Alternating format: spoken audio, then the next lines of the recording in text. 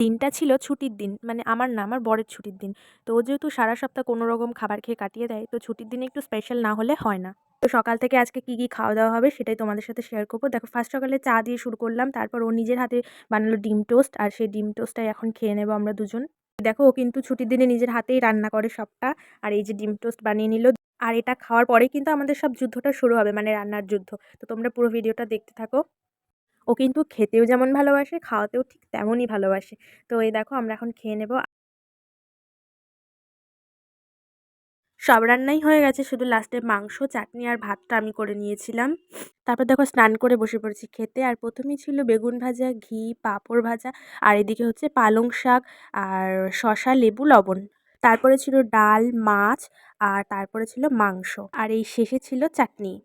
অনেকেই ভাবছো যে আমরা কলাপাতায় কেন খাচ্ছি। হ্যাঁ, ছুটির দিনে কিন্তু হয় আমরা ডিনার সেটে নয় কলাপাতাতেই খাই। খেতে কিন্তু একটা পিকনিক পিকনিক ভাব আসে এতে। এর ভিডিওটা এইটুকু। দেখা হচ্ছে নেক্সট ভিডিওতে। Tata, bye bye.